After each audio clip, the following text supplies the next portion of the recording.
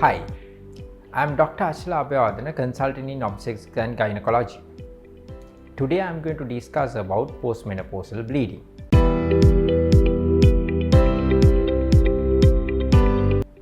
What is postmenopausal bleeding? Bleeding 1 year after cessation of menstrual cycle is called as postmenopausal bleeding. What are the causes for postmenopausal bleeding?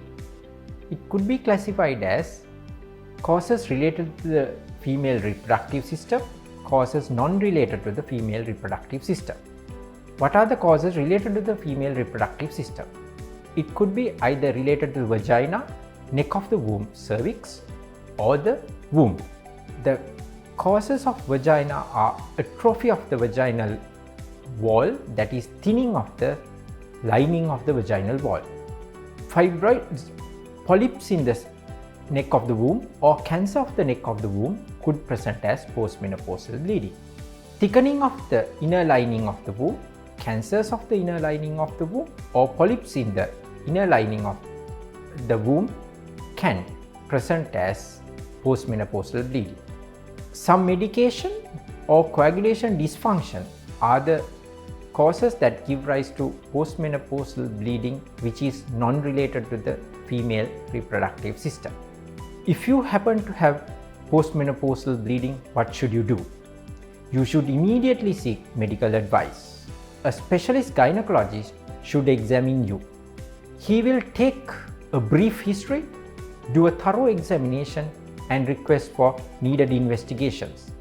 In his history taking, he will concentrate on the bleeding and the duration between the menopause and the occurrence of postmenopausal bleeding. Further, he will assess the risk factors like hypertension, diabetes, or obesity. He will take an in-depth history of the family which is related to the cancers of the inner lining of the womb. Further, he will discuss about the smears taken to check for cancers of the neck of the womb. Once everything has been done, clinician will examine you. A thorough examination of the tummy and the vaginal examination will be done, and then most probably he will request for an ultrasound scan. Ultrasound scan is a very cheap and effective method of detecting considerable problems in the inner lining of the womb and the womb.